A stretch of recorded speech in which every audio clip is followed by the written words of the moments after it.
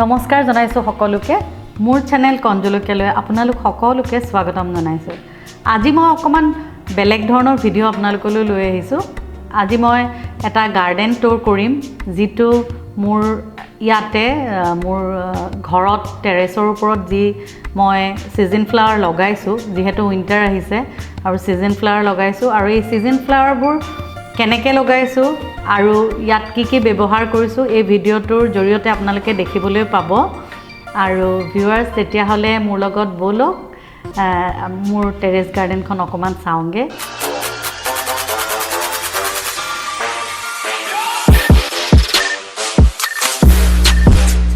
প্ৰথমতে মই আপোনালোকক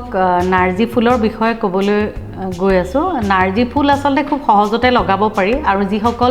নতুন গাৰ্ডেনাৰ হয় সেই সকলৰ কাৰণে খুবেই ভাল কাৰণ নাৰ্জি প্লান্টটো খুব সহজতে হয় উইন্টাৰছত নাৰ্জি আপোনাৰ বিভিন্ন প্ৰজাতিৰ থাকে কিন্তু মই ডৱাৰ্ফ নাৰ্জি লগাইছো ইয়াতে আৰু এটো খুব সুন্দৰ কালাৰ থাকে যেনেকৈ আপোনাৰ পাতল হালধীয়া ডাৰ্ক হালধীয়া এনেকুৱা বিভিন্ন ধৰণৰ অৰেঞ্জ এনেকুৱা ধৰণৰ কিছুমান পোৱা যায় কিন্তু মই ইয়াতে দুটা কালাৰেই লগাইছো ইয়াতে ব্ৰামি কম্পোজৰ ব্যৱহাৰ কৰিব পাৰে অলপ লিকুইড মেনিউৰ দিব লাগে মাজে মাজে আৰু সেই কাৰণে খুব সুন্দৰ হয় নাৰ্জি ফুল আৰু যি সকল নতুন গাৰ্ডেনাৰ সেই সকলেও নাৰ্জি ফুল উইন্টাৰজৰ কাৰণে লগাব পাৰে এতিয়া মই আপোনালোকক এটা বেলেগ ফুলৰ বিষয়ে কৈ আছো হেতু অতি সহজতে হয় হেতু হল সালভিয়া ফুল আৰু সালভিয়া খুবেই সহজ আৰু বহুত দিনলৈকে থাকে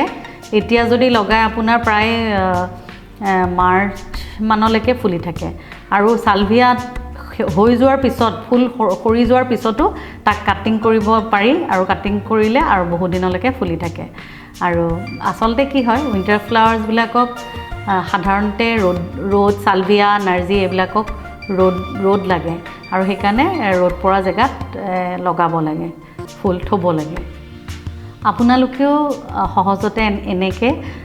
গাৰ্ডেন এখন সুন্দৰভাৱে বনাব পাৰিব আৰু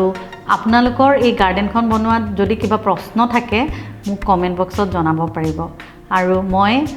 আকৌ এটা নেক্সট সুন্দৰ ভিডিও বনাই আপোনালোকক প্ৰশ্নবোৰৰ উত্তৰ দিবলৈ চেষ্টা কৰিম মই নাৰ্জি আৰু সালভিয়াটো দেখুৱালৈ আৰু কিছুমান ফুল আছে গতিকে সেই ফুলখিনিও আপোনালোকক এতিয়া দেখুৱাম আৰু আপোনালোকে ভিডিওটো প্ৰথমৰ পৰা শেষলৈকে চাই থাকিব এতিয়া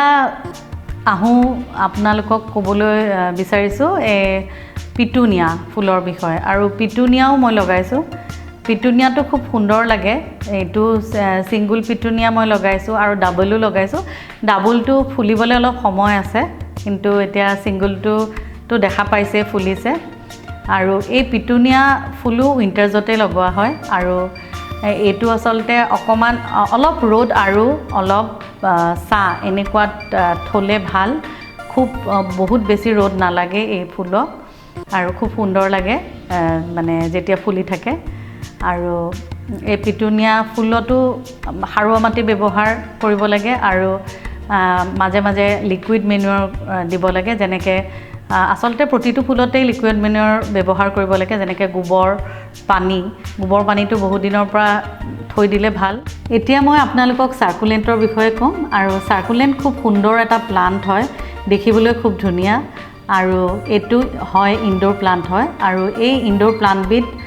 ঘৰত আসলতে শোভা বঢ়ায় খুব সুন্দৰকৈ আপুনি ঘৰত সজাই ৰাখিব পাৰে ভিতৰত আৰু ময়ো থৈছো তেনেকৈ আৰু এই প্লান্টটো আসলতে খুব ধুনীয়া আপুনি ষ্টোন ধুনীয়াকৈ মাটি আসলতে ইয়াত ব্যৱহাৰ হয় বালিয়া মাটি আৰু পাৰ্লাইট আৰু কোকোপিট এইখিনি লগাই পেলাই এই মাটিৰ ব্যৱহাৰ হয় আৰু ইয়াত খুব কম পৰিমাণৰ পানী দিব লাগে কম পৰিমাণৰ পানী মানে 15 দিনত খালি এবাৰ 2 স্পুন বা 1 স্পুন পানী দিব লাগে সাৰ্কুলেন্টত আৰু তেতিয়াহে সাৰ্কুলেন্টটো ভালে থাকে কাৰণ সাৰ্কুলেন্টে পানীটো ধৰি ৰাখে গতিকে বহুত দিনলৈকে তাত পানী দি থাকিব নালাগে বহুত বেছিকৈ যদি সাৰ্কুলেন্টত পানী দিয়ে তেতিয়াহলে সাৰ্কুলেন্টটো গলি যাব আৰু মৰি থাকিব আৰু সেই কাৰণে সাৰ্কুলেন্টটো আসলতে খুব ধুনীয়া প্লান্ট হয় আৰু সাকুলেণ্টৰ বহুত ভেৰাইটিজ আছে মই আৰু মোৰ ভিডিঅ' আহিব তাত আপোনালোকক গোটেই সবিশেষ সুন্দৰভাৱে ক'ম